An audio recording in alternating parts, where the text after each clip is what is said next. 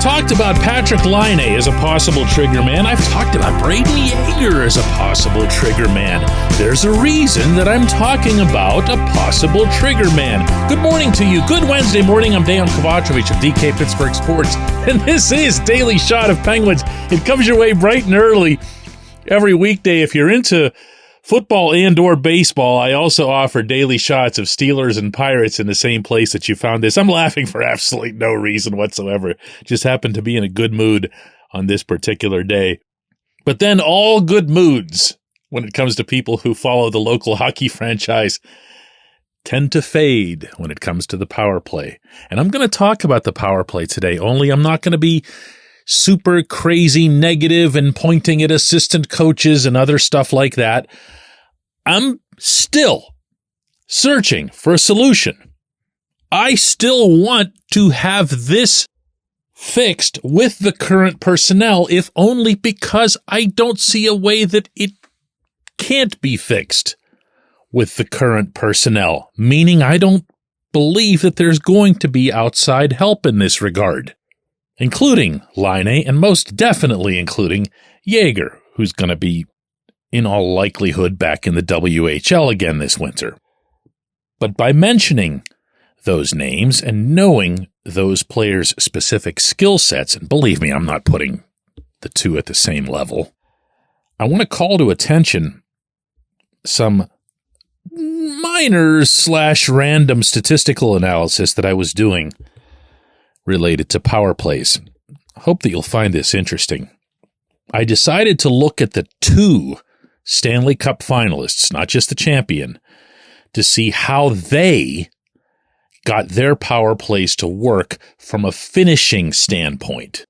That doesn't mean that finishing is the only component to a successful power play, but it happens to be a really big one, and also it happens to be the one at which the Penguins were the absolute worst relative to the rest of what they were able to achieve on the power play, meaning they were okay at setting up, they were okay at distributing, they were okay at moving it around the perimeter. Later in the season, they even got okay at penetrating the middle a little bit by using that bumper play with Michael Bunting. What they never did with any regularity was to score goals. The reason for that, well, here, I'm going to do this instead. Let's go back to the Stanley Cup finalists. The Panthers had the most conventional approach to scoring power play goals, which is find one guy to do that scoring. That, of course, was Sam Reinhart. Finished with 57 goals. This is regular season. All these numbers I'm about to give you are regular season. 57 goals overall. 27 of those were on the power play. The next highest power play goal total on the Florida roster was 8 from Carter Verhaeghe. It went from 27 to 8. Even with all those other players the Panthers have who are capable of finishing, in general, Reinhart ended up with 27, Verhaeghe with 8, and everybody else, Matthew Tkachuk, Alexander Barkov, right down the line, with less. Now, let's look at the Oilers. Their leading power play goal guy was exactly who you'd expect it would be, which is Leon Draisaitl, 21. Pretty impressive total. Not 27, but 21 is really, really good. Zach Hyman, who was a 50-goal guy for the Oilers overall, had 15 of those goals on the power play. So we go from 21 to 15.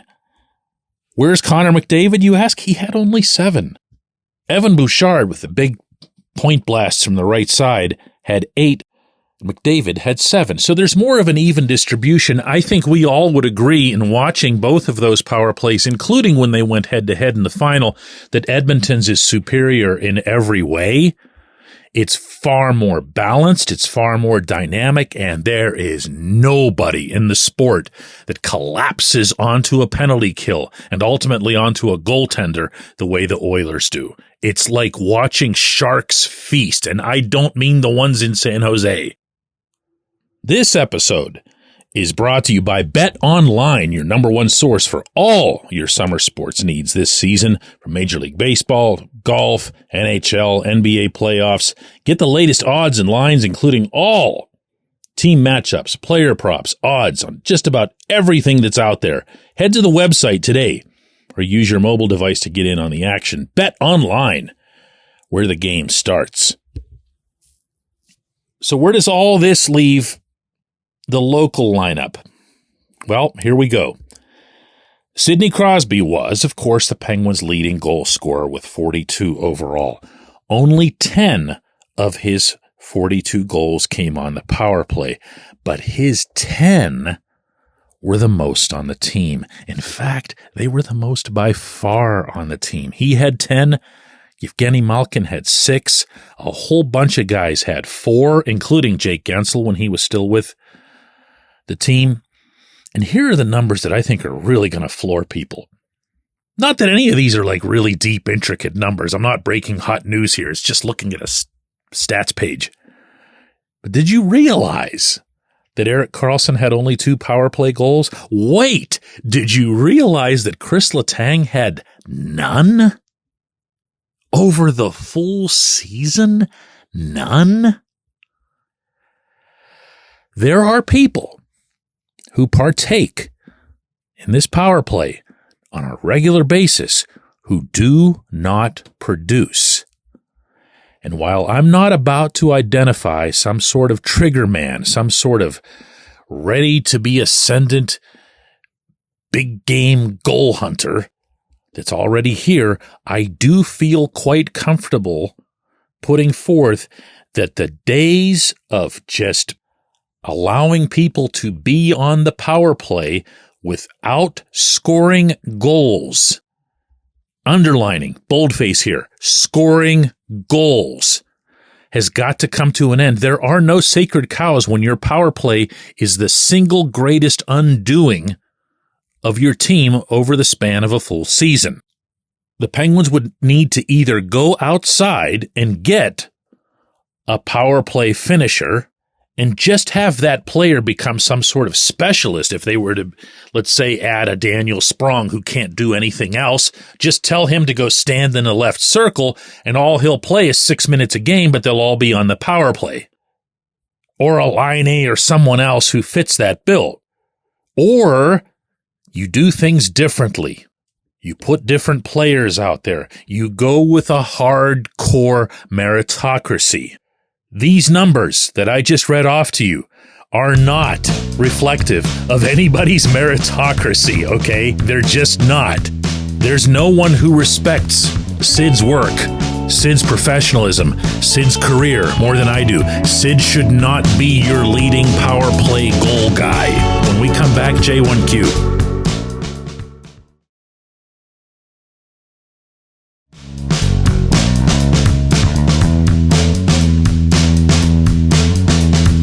Today's J1Q comes from Sam, who says, DK, a quick Gino question. Do you see his role on the power play getting tinkered with much this upcoming season? He's far too skilled to not be on PP1, but I'm curious to see what changes are done to the first unit in general, partly because I don't see him and Erik Karlsson gelling out there. Sam, you had me right up until the last part. I thought there actually was a pretty good, decent chemistry between the two.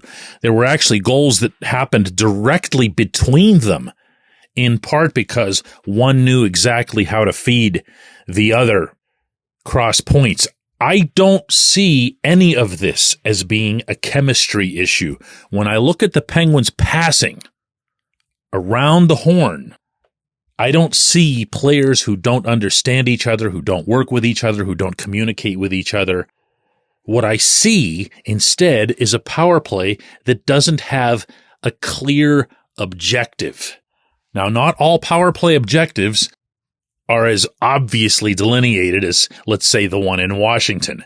Everyone knows where they want the puck to go, but they also know that if it doesn't make its way into the left circle for Alexander Ovechkin, they have a really firm idea of what plan B is.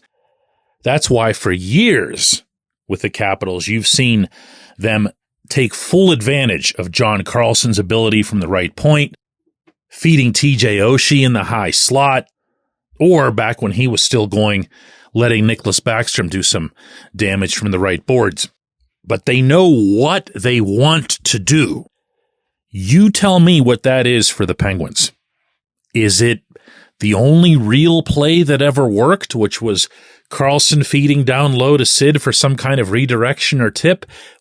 That's great when it happens, but that's not a play that's going to be sustainable in terms of big numbers. It's just not. It's not Sid's nature to be that guy who's hovering there in front. He hasn't been that his whole life. He's not about to start now in his mid-30s. So what is it? Do you want to set up Brian Rust for one-timers? That's not going to go well for you. That's not going to go well. Do you want to set up Gino for one-timers? Look, when he hits them, it's a great thing. He just doesn't hit them often enough. He misses the net far too much. Do you want to set up Karlsson when he had 2 whole goals? Do you want to set up Letang when he had 0? And since I mentioned Bunting in a positive note, do you want to set him up? Because he's good at this bumper play. He's good at bouncing out, and he's good at drawing people with him, which is the purpose of the bumper. But no one should confuse Bunting with someone who can score from out there. And as a result, he's never going to get the full attention or the full respect of the penalty-killing opponent. He's just not. It's not like, if you'll recall, when Phil Kessel used to spin out to the top of the circle or even the top of the slot, the other guys would just freak out because they knew Phil was dangerous from there. None of that's in play here. None of that's in play. A lot of work needs to be done, and to try to actually answer the question that you actually asked, Sam, I'm not going to buy this notion that Gino has to be on PP1. I'm just not. I'm going to accept that as it relates to Sid and Karlsson and let everybody else fight over it. I appreciate the question. I appreciate everybody listening to Daily Shot of Penguins. We're going to do another one of these tomorrow.